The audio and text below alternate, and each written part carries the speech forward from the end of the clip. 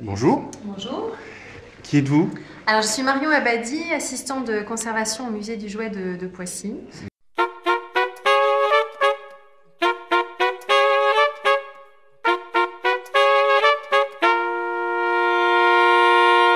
Exposition automobile qui est présentée depuis le 17 octobre jusqu'en juin 2009 et qui présente l'évolution du jouet automobile depuis les tout débuts à la fin du 19e siècle, début 20e jusqu'à aujourd'hui, et avec une partie également sur l'histoire de l'industrie automobile à Poissy, puisque Poissy est aujourd'hui un grand centre industriel.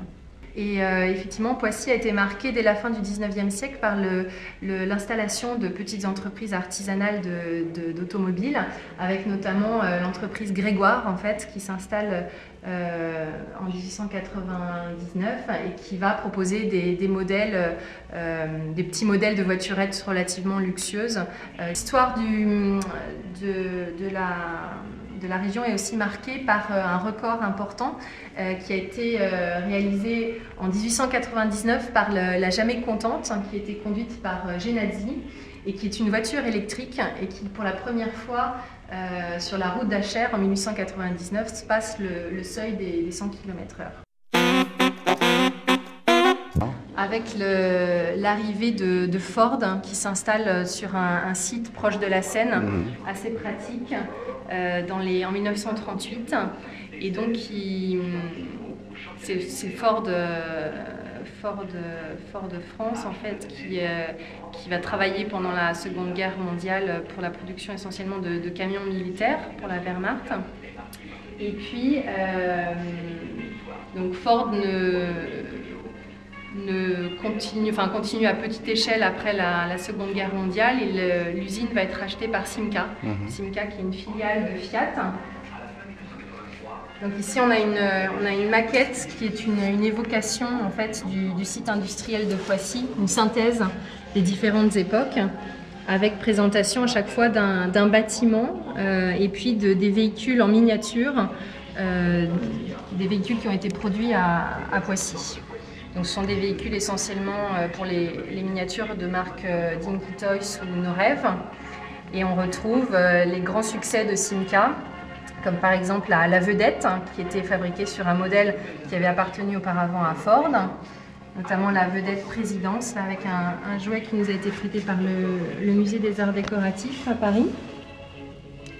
Et puis ensuite, donc, qui était une voiture encore très luxueuse, très américaine, très large. Et ensuite, on passe à des modèles plus populaires comme la Ronde, par exemple. Il y en a un modèle assez en plus grand format, là, le numéro 7. Et puis, dans les début des années 60, la Simca 1000, qui a connu un très grand succès.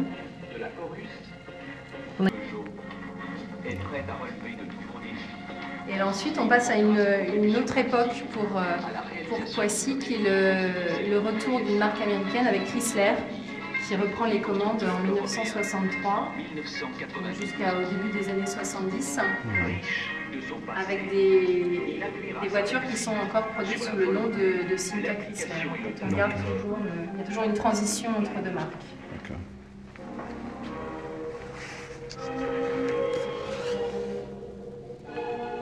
Ici, par exemple, vous avez le modèle de la Matra Bagheera, la Simca Bagheera, avec un modèle de grande taille, avec ses 3 sièges à l'avant, son signe distinctif, et puis une allure assez sportive. Alors ensuite, on passe à une autre période qui a été un peu difficile pour le site de Poissy, qui est l'époque Talbot. Talbot était une marque automobile assez connue au tout début de l'automobile, au début du XXe siècle, qui avait été rachetée par Peugeot et qui a été ressortie donc, dans la fin des années 70 et début des années 80.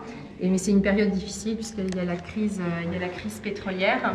Et du coup c'est un véritable échec. Il y a eu beaucoup de manifestations, de grèves d'ouvriers, et puis évidemment beaucoup d'ouvriers surtout mis au chômage. Donc c'est une période dont Poissy se souvient avec douleur. Avec douleur, exactement. Donc grand retour en force de Peugeot dans les années 90. Donc on laisse complètement tomber la marque Talbot. Et donc là, c'est PSA Peugeot Citroën à partir de 1993, avec la production de véhicules plutôt de petite taille, donc notamment la 306, les 206 et aujourd'hui la 1007 et la 207, qui sont les fers de lance de l'usine. Okay. Et donc ça, c'est une reproduction Alors là, c'est une reproduction du pôle tertiaire de Peugeot, enfin une évocation, qui est le dernier bâtiment qui a été construit à Poissy pour accueillir les bureaux de gestion du personnel, d'études marketing, etc. Et puis, en contrepartie, on présente également ces petits véhicules qui sont fabriqués en matériaux recyclés avec des canettes. Des Blédilet. Des canettes de Blédilet, entre autres, oui, des bidons d'essence apparemment, et qui sont fabriqués à Madagascar. Donc ça, c'est la fameuse DS. Voilà.